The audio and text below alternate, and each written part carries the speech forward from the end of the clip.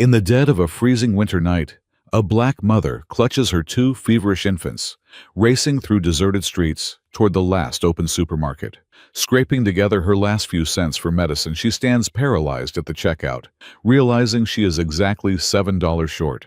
Driven by utter despair, she sinks to the cold floor and grabs a stranger's coat, begging for mercy. Little does she know the man is a billionaire, and that one moment of desperation is about to unearth a devastating secret from the past, one powerful enough to reshape her family's destiny forever. Before we begin, this is a fictional story written to inspire and uplift. At Memory Stories, we believe the right story at the right moment can change everything. The wind had teeth that night. It was not the kind of cold that simply settled over you like a blanket.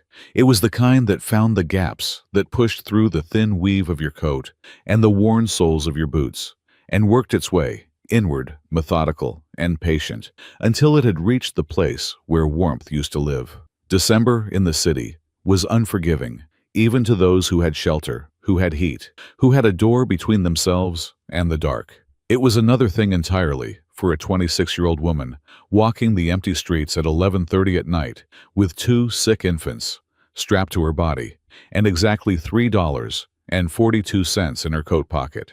Claire Mitchell walked fast because she had to, because stopping meant feeling the full weight of how cold it actually was, because motion was the only thing keeping her upright in more than one sense. Emma, 8 months old, was pressed against her chest in a worn cotton carrier that Claire had reinforced along the seams 3 times.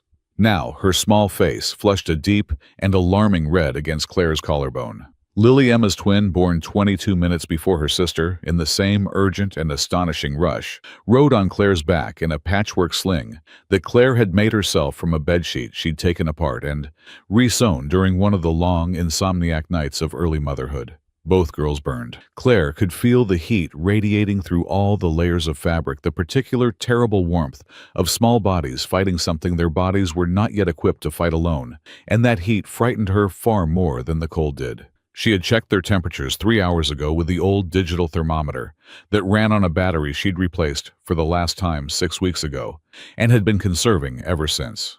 Emma 103.2, Lily 102.8. She had given them the final drops of the children's acetaminophen she'd been rationing since it got down to a quarter bottle. 2 careful, measured doses, watching the dropper with the concentration of a scientist.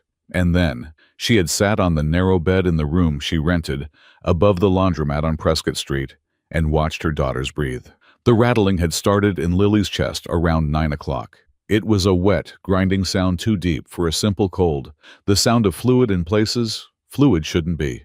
By 10, Emma had developed it too quieter, in her but undeniable once you knew what to listen for. Claire knew what to listen for. She had been listening for everything for 8 months. The nearest 24-hour pharmacy had closed permanently last month, a printed notice still taped to the locked glass door. The drugstore 2 blocks north kept regular hours. That left Save Mart on 5th Street big box fluorescent lit blazing like a beacon through the dark as the only place still open, still stocked, still capable of selling her what she needed. She had counted her money before she left. She had counted it 4 times on the bed, spreading every coin and bill flat, and making rows as if the arrangement might improve the total. $3.42, pulled from every pocket of every jacket she owned, from the bottom of her bag, from the small ceramic jar on the shelf that she had once called her emergency fund back, when she still had the luxury of distinguishing between emergency and ordinary. She needed children's ibuprofen. She needed saline drops. She needed the fever to come down tonight, not in the morning, not after a night of watching it climb tonight. Save Mart was nearly empty at this hour. The overhead lights buzzed with that particular late-night fluorescent aggression that made everything look overexposed and slightly unreal. A teenager with a mop worked his way slowly toward the entrance. An older couple argued in low voices in the cereal aisle. 2 self-checkout machines beeped at irregular intervals. Claire moved through the space quickly, Emma stirring and whimpering softly against her chest, Lily limp and still in the sling at her back, the deep stillness of a child who is too exhausted to protest anything. The children's medicine aisle was halfway back. She stood in front of the shelves and read the prices with the focused arithmetic of necessity.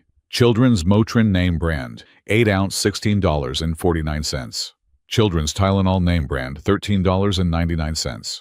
Store brand ibuprofen, children's formula 4 ounce, $11.29. Store brand acetaminophen, smallest size available, $9.49. She picked up the $9.49 bottle. She reached for the saline drops, $4.99 for the cheapest. She stood with both items in her hands and did the math again slowly, as if doing it slowly might change it. $9.49 plus $4.99 plus tax was more than $14. She had $3.42. She put the saline drops back. She walked to the checkout with just the acetaminophen. There were 3 lanes open. She chose the shortest one. Person ahead of her, a tall man in a dark coat, who set a bottle of sparkling water and a protein bar on the belt, with the ease of someone for whom the concept of not having enough money was genuinely foreign. Claire didn't study him. She looked at the bottle in her hand and willed the number on the price tag to be different. The man finished and stepped aside. Claire placed the bottle on the belt. "That'll be $10.27 with tax," said the cashier. Brianna, according to her name tag, with tired eyes, and the patient expression of someone working a shift that had been long and was not yet over. "I only have," Claire stopped, started again. "I have $3.42.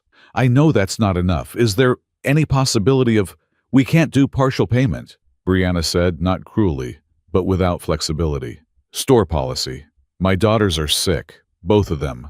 I have them right here. They're both running fevers over 102, and I just need— it's $7 short. $7. Her voice stayed level with an effort that cost her something. "Could I leave my ID? I'll come back tomorrow with the rest. I'll come first thing in the morning." "I can't override policy, ma'am. You'd need a manager, but they can't change it either." A glance at the line building behind Claire. "I'm sorry." "There's people waiting," said a voice behind her. Not unkind, but not patient either. Claire turned.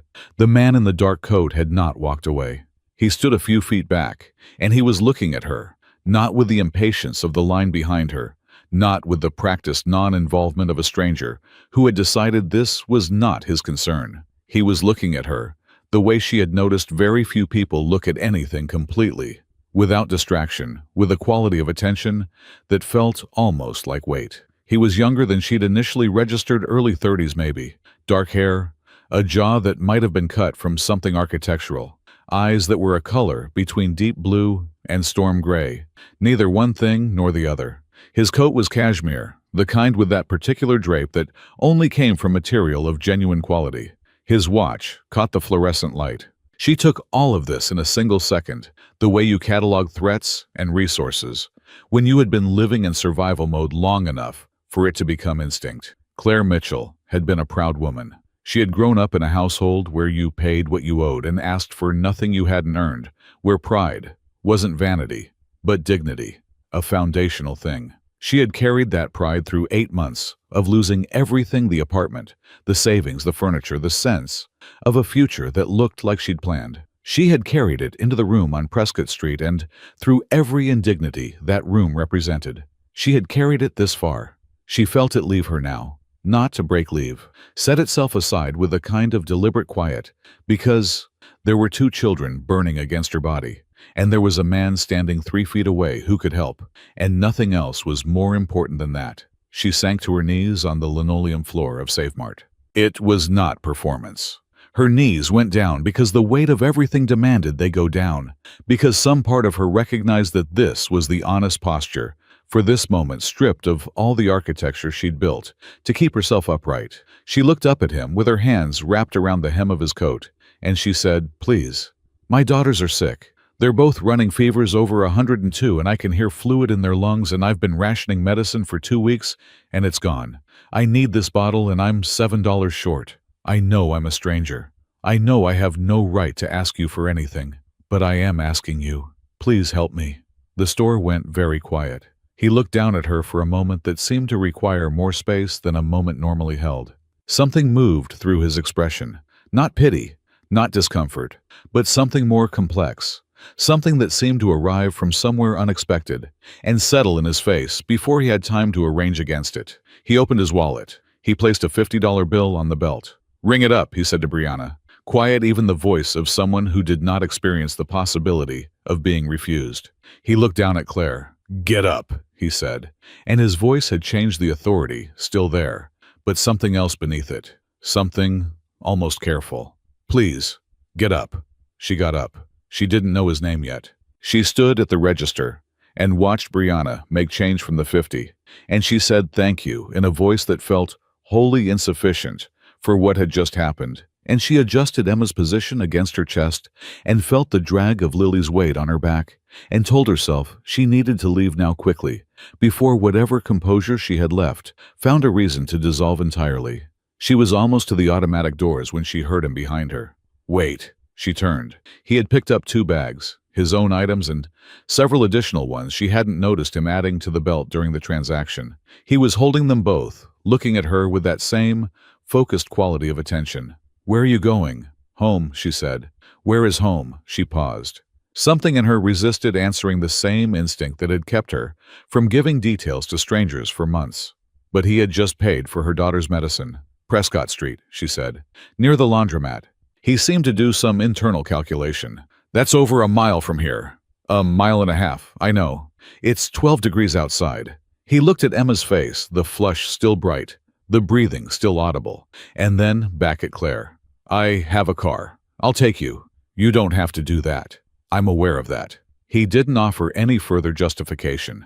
He simply moved toward the door and held it open, looking at her with the patient expression of someone who had made a decision and was waiting for the other party to catch up. Claire stood in the threshold. The cold pushed at her back. Lily made the rattling sound again, the wet, deep sound she had been hearing for 2 hours, and Claire stopped arguing with herself and stepped outside. The car was a black Mercedes, long and impeccably clean, parked directly in front of the store, in a spot that wasn't technically a spot. A driver emerged the moment he saw Ryan open the rear door and stood aside. Claire settled into the back seat and felt the warmth of the interior close around her, like something from a different world. The leather was cream-colored and deep. The cabin smelled faintly of cedar and something clean she couldn't name. She was acutely aware of the formula stain on her collar that she hadn't been able to fully remove, of the crack in her left boot sole that let in cold air, of the way she looked in a space designed for people who did not look like her. Ryan sat beside her and held out the second bag. Inside, children's ibuprofen, saline drops, and electrolyte solution for infants, and a wool blanket still in its packaging, the expensive kind, from the home goods section, $40 at least. She looked at the contents, and then at him. You added all this while you were getting your change. He looked forward. Ibuprofen and acetaminophen, alternate better every 4 hours than either one alone. Pediatric standard practice. She looked at him sideways. Are you a doctor?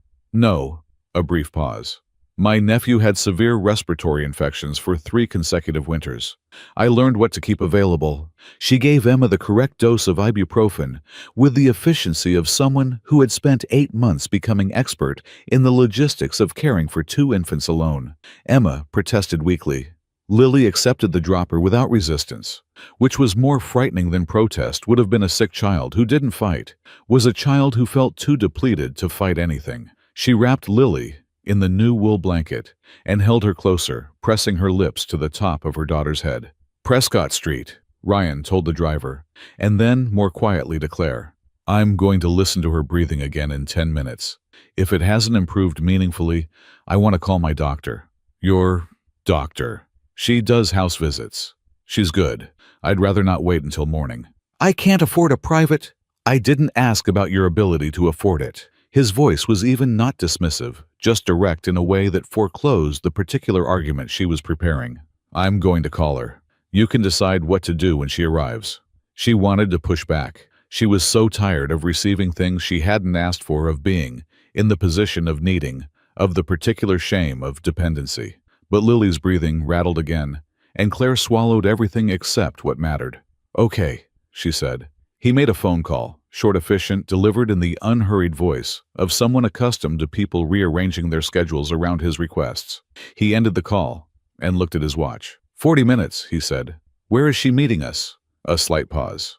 My apartment. It has better light and equipment for a proper examination. Claire turned to look at him fully, for the first time since getting in the car. She was trying to read the angle, the thing she was missing, the catch embedded in the sequence of events because, in her experience, nothing this complete came without a catch. She found in his profile only the clean economy of a person who had identified a problem and was solving it, nothing more theatrical than that. "What is your name?" she asked.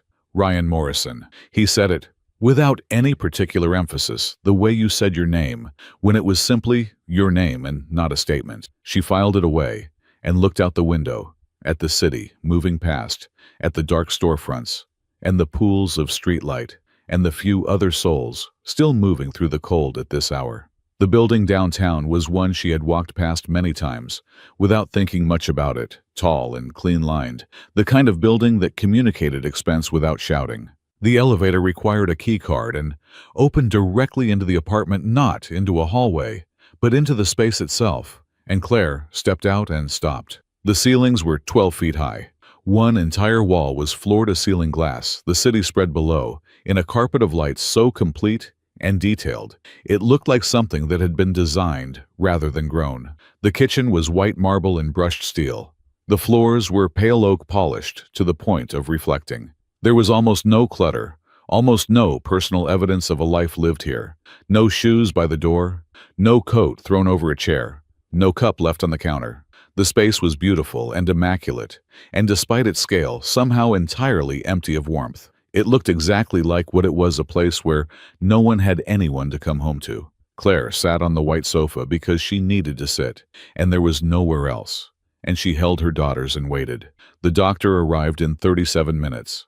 Dr. Sarah Chen was a compact woman in her 50s who moved with the quiet efficiency of someone who had been practicing medicine long enough to have stopped performing it. She examined both girls with unhurried thoroughness, chest, throat, ears, lymph nodes, while asking Claire clear, direct questions about symptom onset, feeding frequency, wet diaper count, fever trajectory. "Acute bronchitis in both," she said, writing. "Lily has early consolidation in her lower left lobe, borderline pneumonia. Amoxicillin for both weight-appropriate dose. Saline nebulization twice daily." She produced a small nebulizer from her bag and set it on the coffee table. "Keep them elevated. When they sleep, lots of fluid. Absolutely no exposure to cold air until the fever has been fully resolved for 24 hours. Call me if either one reaches 104 or if the work of breathing increases." She was gone in 20 minutes. Claire looked at the nebulizer. She looked at the prescription. She looked at her daughters, both beginning to drowse now, the relief of warmth and medication and stillness working on them in real time. "The pharmacy opens at 7, Ryan said from where he had stationed himself in the hallway throughout the examination. "I'll have the prescription filled before then. I'll pay you back," she said, "for all of it. Everything tonight." He looked at her steadily, and something in his expression was neither pity nor performance. It was something more like recognition. "That's a conversation for another time," he said. "Tonight, you should stay. Moving them again in this cold would undo everything the medication is just beginning to do." She wanted to decline. She had been declining things all her life. She had made a kind of religion out of self-sufficiency. But she looked at Lily's chest rising and falling with less effort than it had an hour ago, and she looked at Emma's color, easing from red toward pink, and she thought about the window on Prescott Street that never fully closed. "Just tonight," she said. "Just tonight," he agreed. Neither of them slept. Ryan had produced 2 portable cribs from somewhere in the building, sourced with the quiet competence of someone who moved through the world, with resources large enough to solve most immediate problems, and set them up in the spare room, which was larger than Claire's entire apartment on Prescott Street, and furnished in the same careful, expensive blankness as the rest of the penthouse. Claire had settled both girls, administered the first nebulizer treatment, following Dr. Chen's instructions, checked temperatures both down 0.5 degree, the medication beginning its work, and then sat down on the floor between the cribs. Not on the bed. The bed was a thing from a design catalog, linen, the color of morning light pillows, stacked in architectural layers. She couldn't make herself touch it. She sat with her back against the wall, and her knees pulled up, and listened to her daughters breathe, and the listening felt like the most important thing she had ever done. Ryan appeared in the doorway around 2 in the morning. He had changed from the cashmere coat into a gray shirt and dark trousers, and without the formality of the coat, He looked different, less monumental, more human. He was carrying 2 mugs and he held one out to her from the doorway without entering the room, respecting the line between his space and the territory she had claimed around her daughters. She took the mug, chamomile hot, lightly sweet. She wrapped both hands around it and let the warmth move up through her palms and into her arms. He leaned against the door frame, not sitting, not pressing in. "Tell me about them," he said quietly. "Your daughters." She looked at Lily, the firstborn by 22 minutes, the larger twin, the louder one, the one who had opinions about everything and delivered them at volume. Lily came out furious, she said, like she was annoyed she'd been kept waiting. "She hasn't changed." The corner of her mouth moved. Emma came out quiet. She looked around first before she cried. "She still does that, watches everything before she decides whether it's worth reacting to." She paused. "They're completely different people. It still surprises me sometimes. Their father—" She was quiet for a moment, measuring the question, finding it genuine. "David. He died when they were 3 weeks old." She said it the way she had learned to say it plainly, without the full architecture of grief in every syllable, because if she allowed the full architecture into her voice every time, she would never get through a sentence. "Construction accident, structural platform failure on a downtown project. He was the only fatality." Ryan said nothing. She felt the quality of his attention shift to sharpen and hold the way attention did when it was genuine and not just polite. There was a workers' compensation settlement, enough to cover childcare and basic expenses until the girls were old enough for me to return to full-time work. She looked at her hands. "I never received it. Every number I called went to voicemail. The case manager assigned to our file had apparently transferred. By the time the girls were 2 months old, I had used everything David and I had saved. By 4 months, I had sold everything of value we owned. By 6 months, we were on Prescott Street." She said all of this in the measured, factual tone of someone who had given this account often enough to have smoothed it down, but who still felt every word from the inside. "I've been applying for positions since they were born. The problem is a closed loop. Without childcare, I can't work full-time. Without full-time income, I can't afford childcare." The room was quiet except for the girls' breathing and the distant, muffled murmur of the city below. "Your turn," she said, because she had learned the hard way that vulnerability, shared only in one direction, was not honesty, but performance. He was quiet long enough that she thought he might decline. Then, "My mother left when I was 7. No argument, no event I can point to. She was there one morning and gone by afternoon, and my father never mentioned her name again." He said this with the same smooth stone quality she used for her own difficult things, the evenness of facts recited past the point where they could still wound, or so you told yourself. "My father was effective and cold in equal measure.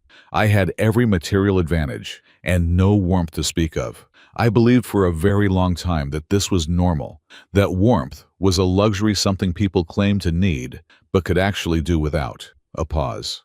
"Then I was engaged. 4 years. When the company faced a serious financial crisis 6 years ago, she was gone within a week. Left a note." He paused. "After that, I decided the evidence was comprehensive enough. I stopped trying." "That's a lot of evidence gathered from very few sources," Claire said. He looked at her.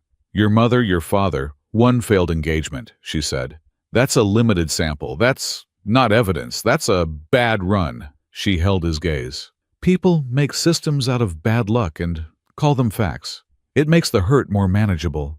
I understand it. I've done it myself." She looked back at her daughters. "But it's not true." He was quiet for a long time. "Maybe," he said finally, and she heard in that single word a great deal that he wasn't saying yet. At 3 in the morning it happened. Lily had been restless for 20 minutes, turning and making small, distressed sounds, her temperature spiking again, as febrile temperatures did in those hours, rising in the deep of the night when defenses were lowest. Claire was on her feet before she was fully conscious of being awake, which was the particular gift and curse of mothers of infants. The body woke before the mind caught up. She looked over the crib side and saw Lily's small body go rigid back, arching eyes rolling briefly upward, limbs going stiff with that terrible involuntary tension. "Ryan!" Her voice came out controlled, despite everything sharp and clear. "Come in here. Now." He was through the doorway in an instant, and before she processed the mechanics of it, His hands were on her shoulders, both of them firm, and grounding an anchor she hadn't known she needed, and his voice was close and even in her ear. Febrile seizure. Don't restrain her. Turn her on her side gently. Look at the clock. Count. She turned Lily onto her side with shaking hands. She counted. 8 seconds. 11. 14. 16. The rigidity released. Lily's body went soft and she made a small, disoriented sound, confused and frightened. And then she began to cry, and that cry was the most beautiful sound Claire had heard in months, because crying meant airway open and conscious and breathing and alive. Claire picked her up and held her against her chest and pressed her face into the top of her daughter's head and stood there shaking. Ryan stepped back. She felt the withdrawal of his hands from her shoulders, like the removal of something load-bearing. "You've seen that before," she said into Lily's hair. "You knew exactly what to do." "My nephew. The first time I had no idea. The second time I knew. It never stops being terrifying, but knowing what it is makes it survivable."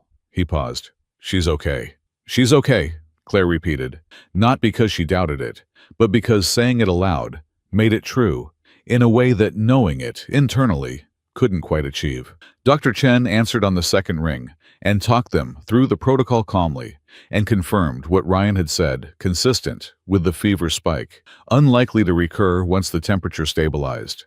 No immediate danger now that the episode had resolved on its own in under 30 seconds. By 4 in the morning, both girls were sleeping again, breathing cleaner, skin cooler color improved. Claire was back on the floor, her tea gone cold in its mug, her body running on the particular fuel of adrenaline and love that she had discovered was both exhaustible and apparently without limit. Ryan sat down on the floor on the other side of the room. He folded his long legs and leaned his back against the wall and looked at the ceiling, and they sat in silence for a while. Not uncomfortable silence, but the kind that had weight and texture, the kind that contained things neither of them had words for yet. "This apartment," Claire said finally, looking at the high, pale ceiling. "You live here alone?" "Yes." "Do you like it?" A long pause. "I told myself I did." He looked at his hands spread open on his knees. "I eat dinner alone most nights. I work until 11 or 12, and then I come to a space that is exactly as I left it. I turn on the television sometimes, not to watch anything, just to hear voices."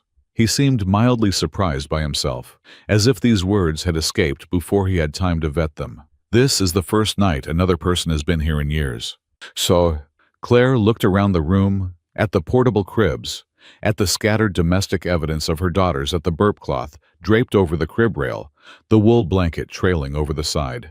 The apartment looked different than it had at midnight. Something small but structural had changed. "I'm glad we were here," she said. "Tonight." He turned his head to look at her. "So am I," he said, and for once he did not qualify it. Two strangers. One terrible night, and somewhere between cold tea and a child's fever, something neither of them planned began to take root. What do you think happens next? Do you think Claire will ever let herself trust again? Tell us in the comments. And if this story is keeping you up tonight, make sure you're subscribed because we're just getting started. She told him in the morning that she was leaving. She had composed the speech in her head during the 40 minutes she'd managed to sleep between 4:15 and 5. She would thank him for everything thoroughly and sincerely.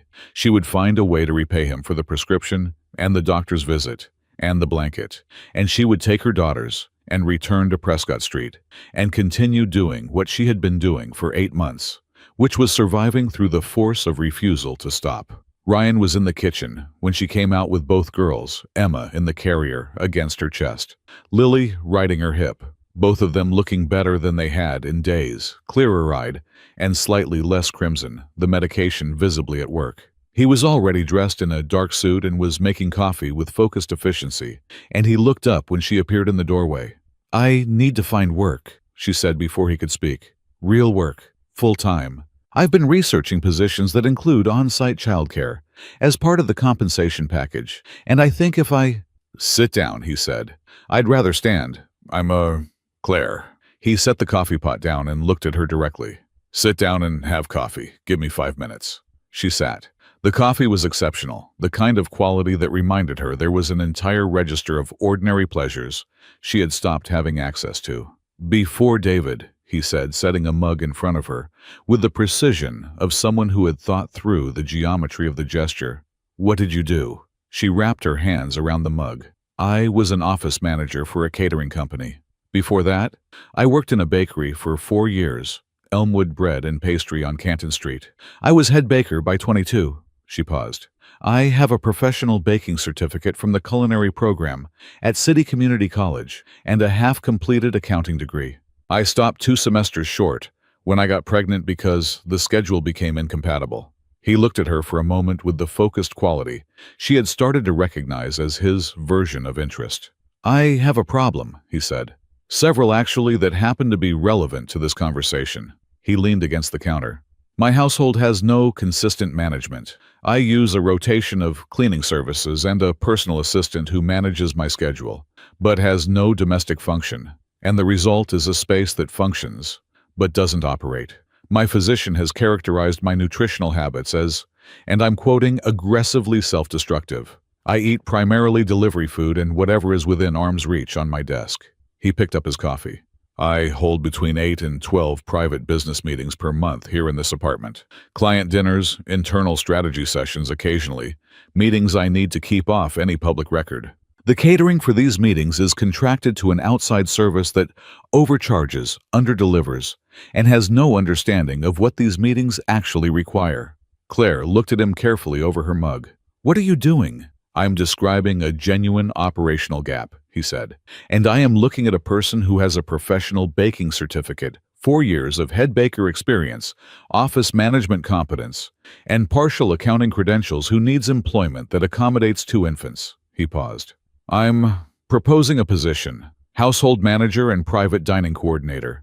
You would plan and prepare my meals, manage the domestic operations of this apartment, and plan and execute the catering for my private meetings. The schedule would be flexible, structured around your daughter's needs. The work would be performed here." He named a monthly figure. Claire set down her mug. The number he had said was more than she had made in any full year of her previous employment. "That's not a real salary," she said. "That's charity dressed in a contract." "It's the market rate for what I'm describing," he said evenly. "Private household management in this city, combined with professional-level food preparation and event coordination, commands that figure. You can verify this independently." A pause. "The position includes use of the secondary bedroom for you and your daughters. 3-month initial term reviewed and renegotiated based on mutual satisfaction at the end of that period." He met her eyes without flinching. "This is not sympathy, Claire. I have a genuine functional need. You have a genuine and relevant skill set. I am proposing a professional arrangement." She looked at him for a long time. She was looking for the flaw, the leverage embedded somewhere, the hidden obligation, the thing that would require her to give something beyond labor in return. She had learned to look for these things. She found none. What she found instead was a person who was trying very hard to give her a thing she needed, while framing it in the only way she would be able to accept it, which was the framing of a transaction, which was the language of dignity. "Why?" she asked. "You could hire anyone." "I could," he agreed. "I could hire someone qualified and impersonal who would do the job with professional efficiency and return to their own life at the end of each day and feel nothing about any of it." He looked at her. "I've had that for years." "It isn't what I'm describing." She was quiet. "The girls need a warm and stable environment to complete their recovery," he said. "That is also simply true." She looked at Emma, who was watching Ryan from the safety of the carrier, with her characteristic careful observation, studying him, cataloging him, deciding. She looked at Lily, who had no such reservation, who was already reaching from Claire's hip in the general direction of his coffee mug, with the blithe confidence of someone who had identified a thing she wanted and saw no reason she should not have it. Claire almost smiled. "I want everything in writing," she said. "Clean contract, standard terms. I want a lawyer to review it before I sign." "Of course," he said.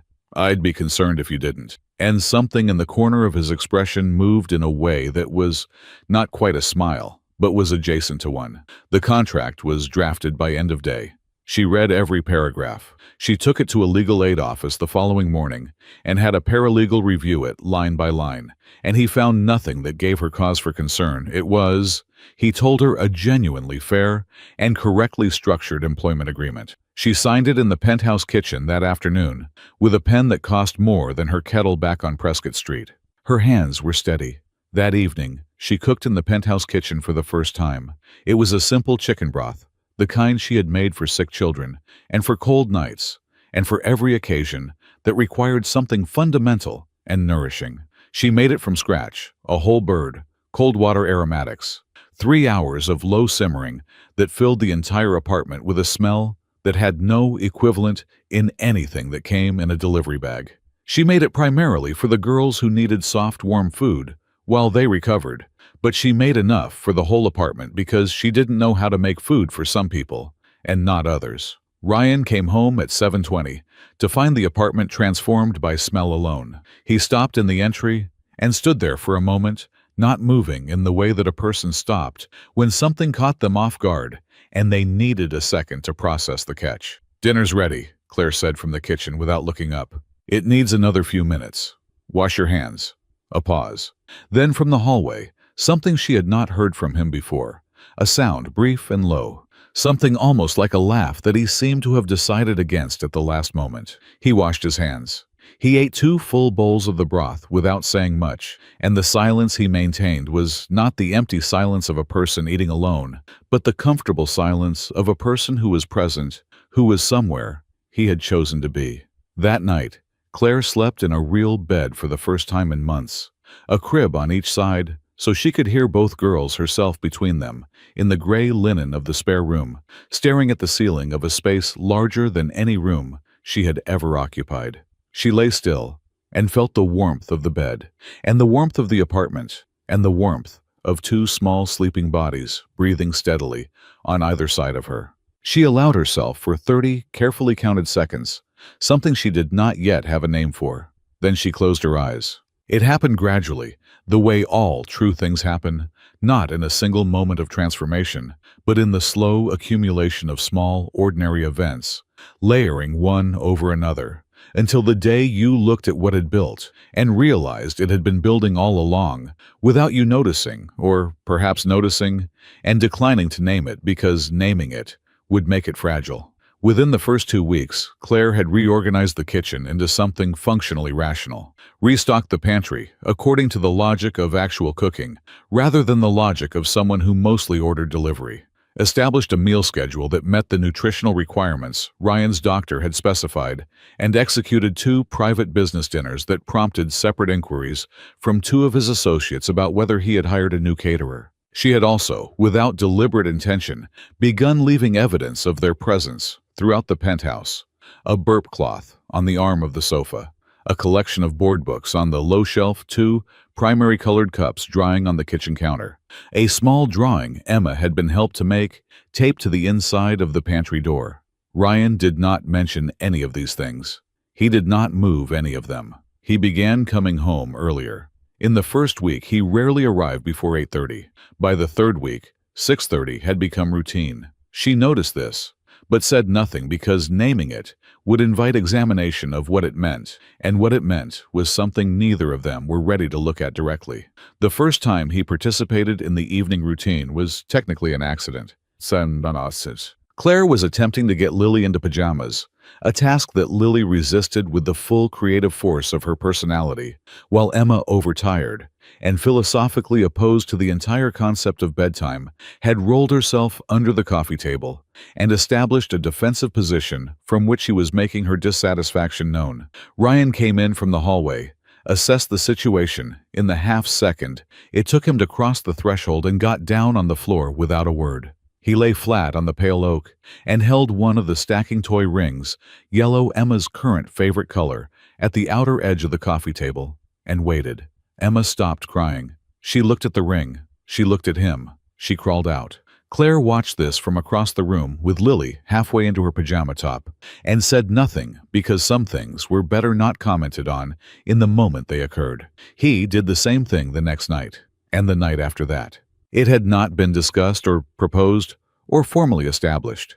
It had simply become part of what evenings were accreting into routine, the way habits did, through repetition, through consistency, through the slow weight of what kept happening. He was not effortless with them. He did not have the loose, unhesitant ease of people who had always been comfortable with children. He was careful and deliberate, paying the kind of attention that came not from instinct, but from will. And Claire found watching him that she respected this more than effortlessness would have given her cause to. He learned that Emma would only accept her bottle at a specific angle, or she would refuse it entirely. He learned that Lily's post-feeding settling required a particular rhythm of back-patting, slightly more pressure than you'd expect a slow and steady beat, and that, if you got the rhythm wrong, she would inform you of this with great clarity. He learned these things without being told by observation and adjustment, the same systematic competence he appeared to bring to everything. Claire noticed all of it. She noticed, and she did not name any of it because some things exist in their truest form before they have been given names. She noticed other things too. She noticed that he had cleared the corner of his home office nearest the window and placed a low basket of toys there, so that on weekend mornings when he worked and she cooked, and the girls needed to be somewhere, they could be in the office with him without crowding his desk. She noticed that he had purchased, without mentioning it, a small white noise machine and placed it outside the girls' room after one night when city traffic had woken them both. She noticed that the television, which she had initially heard every night at some point, that particular pattern of ambient noise she had identified on the first night as the sound of a person broadcasting to an empty room, had gone silent. The apartment had its own sound now. One evening in the third week, Claire was on the playmat with Emma in the center of the living room, supervising tummy time. Emma, still in the process of mastering the skill, working it with the methodical patience that was entirely characteristic of her. Ryan sat across the mat a few feet away, holding the yellow ring from the stacking toy in one hand, watching Emma. Emma pressed with her arms, her forehead furrowed. She pushed herself forward 3 inches, maybe 4, unmistakable intentional movement toward the ring, toward him. "She's crawling," Claire said, and her voice came out wavering in a way she hadn't prepared for, the way these developmental moments always managed to get past whatever defenses she had constructed. Ryan looked up from Emma. His face did the thing it sometimes did, the thing where all the careful construction of his expression went somewhere and left only what was underneath, unbuilt and unguarded, the thing he did not seem to know he was doing. "I see her," he said very quietly. Later that evening, after both girls were asleep, Claire made tea, and Ryan poured himself a small measure of something, and they sat at the kitchen counter in the comfortable quiet that had developed between them. And Claire said, "You could have handed me the ring. You stayed on the other side of the mat." He held his glass. "You wanted to see if she would come to you," Claire said. "Didn't you?" "Yes," he said after a pause. "Why did you need to know that?" He was quiet for a long moment. "I've spent a long time being certain that people stay or leave based on what I can provide them," he said. "Based on utility, on what I'm worth in a given situation." He looked at his glass. "She doesn't know what I'm worth. She doesn't know what I can provide. She just came." He paused. "I needed to see something true." Claire looked at him for a moment. Then she looked down at her tea. "She showed you something true," she said. "What are you going to do with it?" He turned his head to look at her, and for a moment, neither of them spoke, and the kitchen held around them all the warmth it had accumulated. Over the weeks, the warmth of cooking and children, and ordinary evenings, shared the warmth of a space that had become, without any single dramatic event to mark the transition, something it had not been before. "I don't know yet," he said honestly. "That's a good answer," she said. She finished her tea. She said goodnight. She walked down the hallway to the room where her daughters slept, in their cribs, on either side of the bed that had become hers, and she lay in the gray linen in the dark, and she listened to the city breathe below them. She was not on Prescott Street. She was not cold. Her daughters were breathing cleanly, healthily, in the particular rhythm of truly well-rested children. She thought about Emma crawling across the mat, choosing with all the unencumbered instinct of a person who had not yet learned to be afraid of wanting things the direction she wanted to go. Claire thought about direction, about the difference between where you were going and where you had been, and how sometimes you couldn't see the difference until you were already moving. She was moving. She could feel it. She found it on a Thursday in late January. Ryan had asked her to organize the filing cabinet in his home office, in preparation for a quarterly audit, separating household expense records from business documents, cataloging by year, preparing a summary index. It was straightforwardly within her contracted responsibilities, the kind of administrative task that drew on the office management background she had told him about on their first morning, and she had approached it with her standard, methodical efficiency, working through the 3 drawers from top to bottom.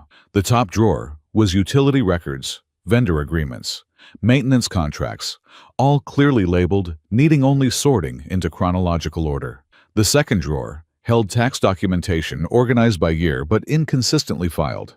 The third drawer was less structured, a collection of accumulated materials without a clear system, business documents mixed with personal records, some in folders, most loose the administrative equivalent of a junk drawer that had resisted all previous attempts at order. She was working through the third drawer when the unlabeled manila folder slipped. It had been wedged at the very back, behind a row of folders, upright but unsupported, and when her hand brushed it, it fell forward and several papers slid out across the office floor. She picked them up automatically, scanning them as she straightened, not reading them fully, just catching the shape of the content to know which category they belonged to. She saw David's name and stopped moving entirely. Not a David, not a coincidence, not a different David. David Michael Mitchell. Date of birth, April 14th, 1990, which was her husband's date of birth. D.O.B., April 14th, 1990. His full name, his birth date on a document she had not put in this filing cabinet, in a folder she had never seen in an office she had not set foot in before this job. She sat down on the floor of Ryan's office with the papers in her hands. The document was a workers' compensation settlement file. Mitchell, David Michael deceased. W.C., claim number 2023-4471. Morrison Industries construction site. Harbor Boulevard project. Incident date, April 3rd. The case number in the top right corner matched exactly the case number on the document she had kept in a folder in her bag since the week after David died, the folder she had carried through every move, every room, every failed phone call, the folder whose creases were soft as worn fabric. Morrison Industries. She looked at the letterhead. She looked at the framed logo on the wall above the desk. The geometric M she had noticed on her first day, had noted as a detail had not connected, because why would she have connected it? It was a common enough initial. Morrison was not an uncommon name. She had not made the link, because the universe did not typically arrange its cruelties. This precisely. Morrison Industries. Ryan Morrison. The settlement file showed the claim had been fully processed. The disbursement amount, $240,000. The recipient on record, Gerald Holt, Senior Claims Manager, disbursed on behalf of the Mitchell estate. She had never heard of Gerald Holt. She had never received $240,000, or any fraction of it, or any communication from any person using that name. She had received nothing. She had received the closed-loop trap of childcare and income, the room with the window that didn't close the night in Save Mart with $3.42, and 2 burning children, and a stranger's coat hem in her hands. She sat on the floor for a long time. She thought about David, careful, David thorough, David who double-checked everything, and trusted his work and trusted his employer, and went to a Tuesday morning on Harbor Boulevard, and didn't come home. She thought about the way Ryan had sat on the floor of the spare room at 3 in the morning, and talked about warmth, about what he had been missing, about wanting to see something true. She thought about Emma crawling across the mat. She thought about all of it, the warmth of the past 4 weeks, the evening routines, the kitchen counter conversations, the quiet that had been comfortable, all of it. And she felt it transform, not into nothing, but into something. She did not yet have a name for something that had the particular temperature of betrayal, without being certain enough, yet to be sure that was what it was. She heard the elevator at 6:40. She heard his keycard, and the doors, and his footsteps crossing the living room. She was sitting on the sofa when he came in. Both girls were in her lap. The papers were on the cushion beside her. He came through the doorway, and read the room the way he always read rooms in a single second comprehensively, and stopped. She looked at him. Morrison Industries, she said. The words came out very quiet. His eyes went to the papers. She watched him process the scene. The folder, the settlement documents, the letterhead that bore his name, and she watched his expression move through something complicated and arrive somewhere she had not seen his face go before. It looked like being hit. It looked like something structural failing. Claire, my husband died on a Morrison Industries site, she said. Her voice controlled and level, with the effort of someone who had learned that falling apart was something you did later in private, when there was no one who needed you to be functional. There was a settlement, $240,000. According to this document, it was paid. She held the paper up. I never received it. I never received a single communication from Gerald Holt or anyone else. I spent 8 months in a 12 by 14 room with a window that didn't seal, while your company's records show the debt was settled. I didn't know, he said. The words came out immediate and unguarded, with none of his usual economy. I didn't know about your husband. I didn't know about this claim, Claire. There are hundreds of active claims at any given time. The legal and insurance departments handle all of it. I don't... He stopped. He looked at the paper in her hand. Something moved through his expression that she had never seen there before. Something raw and without architecture. I did not know. She looked at him. She was good at reading people. She had become very good at it, out of necessity, in the way that vulnerability sharpens certain perceptions. She read him now, and she found underneath the shock and the evident desperation for her to believe him something she recognized as genuine. That did not make the floor feel any less like it was moving beneath her. "Did you know who I was?" she asked. "When you saw me in that store? Did you know?" "No." The word came out with force that surprised her. "Claire, I saw a woman on the floor trying to save her children. That was all I saw. That was all." He looked at her with an expression that had nothing careful in it. "I swear to you, I believe you," she said, and she was surprised to find that she meant it. "That doesn't change what the document says. That doesn't change that my daughters were sick in a $12 a week room because your company's money never reached me." "I know," he said. She stood. She held her daughters. She held the folder. "I need to go," she said. He didn't stop her. He didn't speak. He stood in the living room of the penthouse that smelled of her cooking and held the presence of her daughters and watched her walk to the elevator with the folder under her arm and both girls held against her. And he did not say a word, because he understood she could tell that he understood that saying anything now would be the wrong kind of thing. The elevator doors closed. She stood in the mirrored interior with Emma and Lily, looking up at her from the carrier and the sling, and she looked at her own face in the metal walls, and she was steady and dry-eyed and entirely broken, in a way that she would not allow herself to be, until she was somewhere alone. Outside, the night air was cold. She walked. She went back to Prescott Street. She went back with both girls and the diaper bag, and the folder of documents and the names of 3 legal aid organizations she had researched on her phone, in the elevator going down. She told herself the things she had told herself before she had been fine, before she knew how to survive. She had done it already, and would do it again. And this time the telling felt less convincing because she knew now what warm was.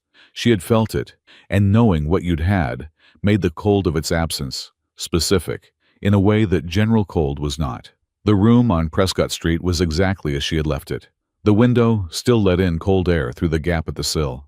The radiator came on at 10 and went off at 2 with its characteristic clanking announcement. The ceiling was low, and the walls were the color of something that had once been white. She put both girls down and sat on the narrow bed, and held the folder in her lap, and let herself grieve. Not with collapse. Not with the dramatic architecture of breakdown. She couldn't afford that. And it wasn't how grief worked anyway. Not the real kind. The real kind was quieter. It sat beside you and it didn't move, and it made ordinary things feel distant and small. She grieved for David, which she did every day, but tonight she let herself feel it without keeping it at arm's length. She grieved for the money, because grief for practical things was still grief, and she was done being ashamed of needing practical things. She grieved for the warmth of the past 4 weeks, for the evening routines and the kitchen counter conversations, and the way Emma had crawled across the mat toward him with such complete and undefended trust. She grieved, and then she folded it away, and she began to plan. She did not hear from Ryan for 3 days.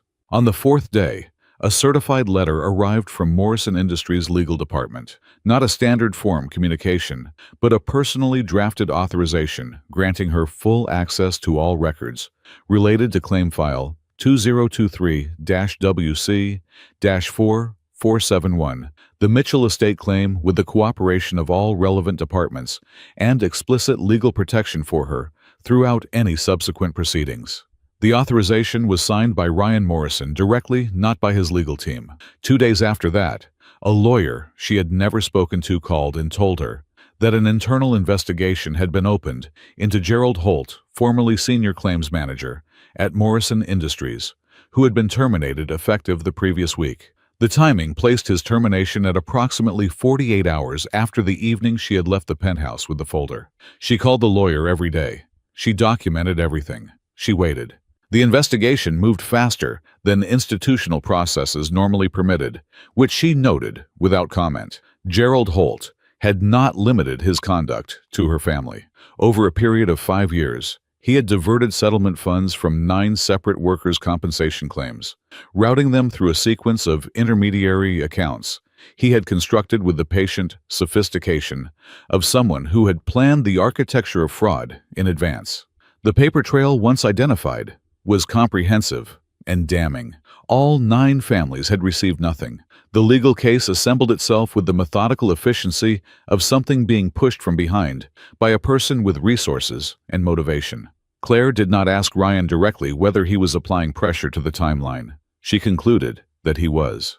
He appeared at her door on Prescott Street 6 weeks after she left the penthouse, on a cold Tuesday afternoon, with the sky the color of old cement. He looked like he had been sleeping less than usual, which was still more than she had managed. He was wearing the cashmere coat from the night in Save Mart. He was not carrying anything. "Gerald Holt has been arrested," he said when she opened the door. "He's been charged with 9 counts of fraud, misappropriation of funds, and breach of fiduciary duty. The DA expects a plea. He won't be practicing in any fiduciary role again." "I know," she said. "The lawyer told me." A pause. "There is a full restitution trust. All 9 families. Complete settlement amounts plus accrued interest over the period the funds were withheld, plus an additional 25% hardship compensation, plus a fund for ongoing legal costs." He paused. "Your disbursement will be made within 30 days. She looked at him. "You could have had the lawyer tell me all of this," she said. "I know. So why are you here?" He stood in the doorway of the room, too small for 3 adults. Too small, really, for her. And 2 infants. A room that communicated in its dimensions and its smells and its inadequate light, everything that had gone wrong and everything that had been withheld. And he was quiet for a moment, and she recognized in his quietness the particular quality of someone who was doing something with genuine difficulty because it was necessary and not because it was easy. "I owe you an apology that is mine to give," he said. "Not my company's. Mine. What happened to your family happened at a company I own and am responsible for. The fact that I didn't know doesn't change that responsibility. It only means I failed in a different way than you might have assumed, not through malice, but through insufficient oversight of the people I trusted, with the consequences of my company's mistakes." He held her gaze. "I am sorry for David. I am sorry for what these 8 months were. I am sorry for the night in Save Mart.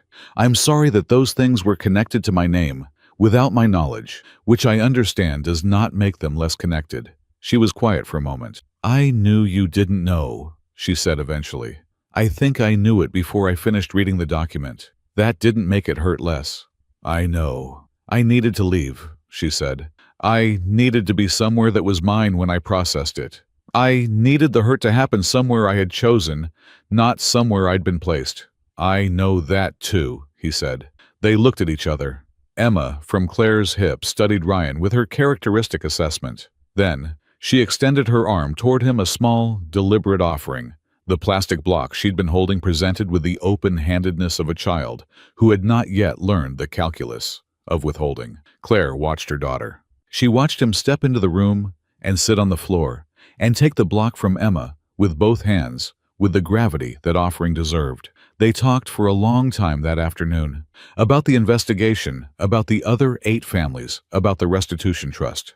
Ryan told her he had named a new mandatory structural safety protocol after David the Mitchell standard, implemented across all Morrison Industries sites, requiring redundant review at every load-bearing stage. He told her this quietly, with the tone of someone who understood it did not fix what was broken, but was still the truest thing he could offer. She was glad he offered it. She told him so. "What do you want?" he asked later. "Not what you need. What do you actually want?" She had thought about this. She had thought about almost nothing else. "I want to open a bakery," she said. "A small one. A neighborhood bakery. The kind that does morning bread and custom cakes, and Saturday classes where people come in and learn how to make sourdough and leave smelling like flour and feeling like they've done something real."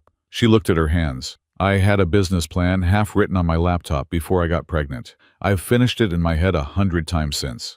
"Tell me." She told him everything, the concept, the location type, the menu, the community programming. She had imagined the tone she wanted the space to hold. He listened, the way he listened to all things fully, without his attention going anywhere else, without the performance of listening that was actually waiting for your turn to speak. "I want to help," he said when she finished.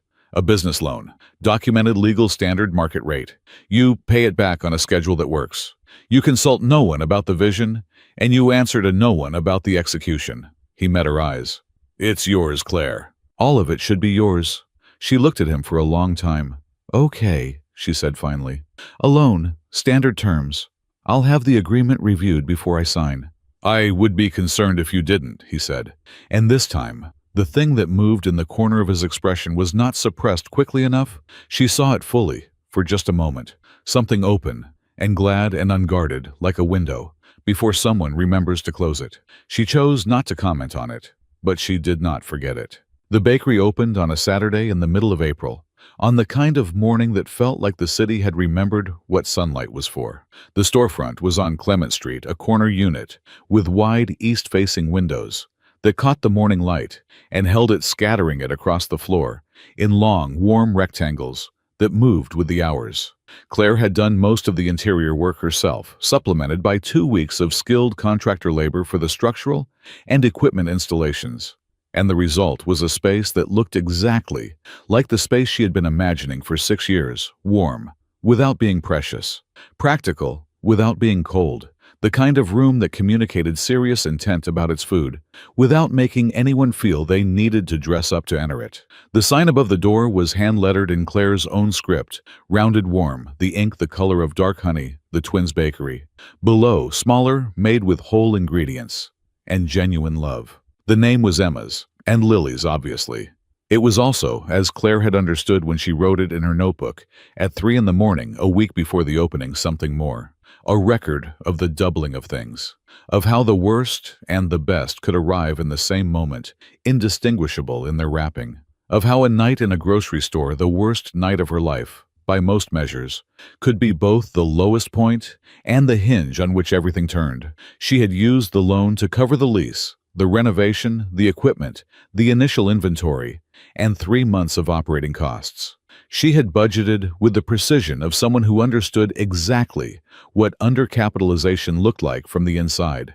She had hired 2 part-time staff, a baker named Jerome, who had trained at the same community college program and brought both skill and an infectious good humor to the morning rush, and a front-of-house person named Delia, who had the particular gift of making every customer feel like a returning regular from their first visit. She had also hired a full-time childcare worker named Martha Warm, and certified and experienced with twins, because Claire had decided definitively that she was not going to choose between being a mother and building a business, that she refused the premise of that choice, that both things could be true at once, and she was going to make them so.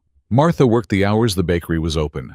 The girls were in the apartment upstairs. Claire had taken the 2-bedroom above the storefront as part of the lease, with a clear view of the kitchen through the window she could see from behind the counter, the window that closed properly, the radiator that worked. She stood at the baking station at 6:30 on opening morning, with the ovens at full warmth behind her, and the sourdough starter active, and the first trays of morning pastry loading in, and she felt the particular fullness of being precisely where you were supposed to be, not where you had planned, not where you had imagined, but where the specific sequence of your specific life had deposited you. And it was right. It was exactly and completely right, in a way that no amount of planning could have achieved. The first customer arrived at 7:15, an older woman named June, white-haired and forthright, who had been watching the renovation for a month through her window across the street, and had decided not to observe the 8 o'clock opening time. She ordered a coffee and a morning bun, ate the bun standing at the counter, and then ordered another. "I'll be here tomorrow," she announced and left. By 8:30, there was a line at the door. By 10, the morning buns were sold out, and Claire had begun a list of things to increase for the following week. By noon, the sourdough loaves were gone, and 3 customers had asked about custom cakes, and 2 had signed up for the Saturday bread class that Claire had listed on the chalkboard beside the register. On an impulse, she had decided to trust. She called her mother that afternoon from the back kitchen, sitting on a step stool with a cup of coffee going cold beside her, the sounds of the shop filtering through the half wall. Her mother listened to everything and then cried in the open, unapologetic way of a parent whose worry had been living in their chest for a long time and had finally found a door. "Is someone looking out for you?" her mother asked. Claire thought about it honestly. "Yes," she said, "there is." She thought about Ryan as she said it, about the loan documents she had reviewed with a lawyer and signed at a coffee shop table, about the handshake afterward that had lasted slightly longer than a handshake needed to last, about the way he had looked at her in that moment, that open window expression she had been carrying with her since the day on Prescott Street. She had not seen him since the loan closed.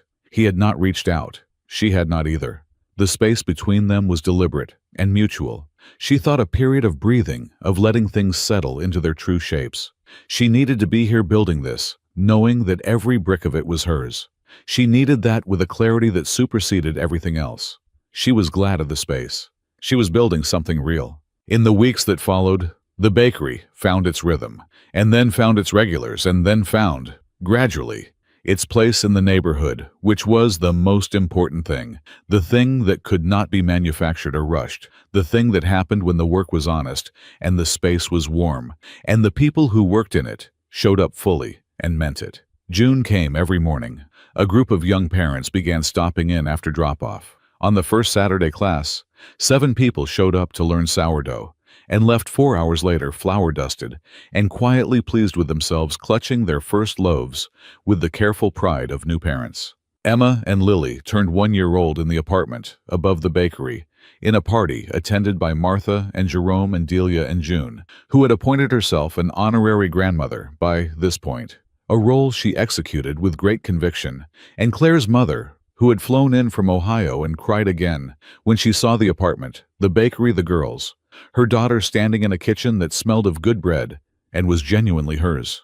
Lily took her first steps at the party, crossing 3 feet of kitchen floor, with the furious determination that was her whole personality compressed into locomotion, arriving at her grandmother's feet and looking back at Claire with an expression of radical satisfaction. Emma waited another 4 days, then walked across the bakery floor on a Tuesday morning when there were 7 customers watching, and the small, spontaneous round of applause from the strangers at the tables made Claire laugh and press her hands to her face and breathe in the particular compound feeling of a moment that contained too many things at once to hold with any single emotion. 3 weeks after the opening, she arrived in the morning to find a small envelope in the mailbox with no return address. She knew the handwriting before she opened it. The morning buns especially, the card read. "I passed on a Tuesday, and the line was already out the door. You built exactly what you said you would. I hope you know that's rare." She stood in the doorway of her bakery, with the card in her hands, and the morning light coming through the wide windows, at the long gold angle of early day, and she felt something she had been carefully not naming for 4 months move through her with the particular quality of something that had been patient, that had waited without diminishing. She pinned the card on the board in the back kitchen. It went up, next to the photograph of David she had brought from Prescott Street, next to Emma's crayon drawing, next to the business license, and the health certificate, and the small, handwritten list she had made months ago of the things she would do when she had the means, most of which were crossed off now. She did not call Ryan. She thought she would. She thought about it, the way she thought about things she was not yet ready for, but was moving toward, the way you thought about a door that you knew was there, that you were glad hadn't been locked, that you would open when you were ready, and not before. She was not quite ready. She was building something. She was in the middle of building it, and the middle of building required all of herself, and she was not going to divide that until it was done. For now, there was flour on her hands, and bread in the ovens, and 2 daughters asleep upstairs, and a line forming at the door and a whole morning ahead of her. For now, that was everything. Outside on Clement Street, the city was doing what cities did, moving, insisting, renewing itself with a particular indifference to individual lives that was also somehow an invitation to insist on your own. The morning light came in at its long angle. The ovens hummed. Somewhere upstairs, one of the girls was waking, finding her voice, beginning her day with the unself-conscious certainty of someone who had never been given a reason to doubt that the day was worth beginning. Claire untied her apron and retied it. She turned to the oven. She began. The Twins Bakery, Clement Street, open, Tuesday through Sunday, 7 a.m. to 4 p.m. Saturday. Bread classes by reservation. Made with whole ingredients and genuine love. The story has found its ending, not in a grand gesture, but in the smell of warm bread and the sound of small feet learning to walk. On the night, Claire knelt on a cold floor with nothing left but love for her children. She didn't know she was also saving someone else. Ryan had wealth, power, every material thing, yet lived in an emptiness no money could fill. One small act of kindness cracked both their worlds open. Sometimes, the person you stop to help is the person who saves you. Claire built her bakery. Ryan found his warmth. Two lives quietly, permanently changed by $50 and the courage to stay. Did this story move you? Have you ever given or received a small kindness that changed everything? Like, share, subscribe, and tell me in the comments.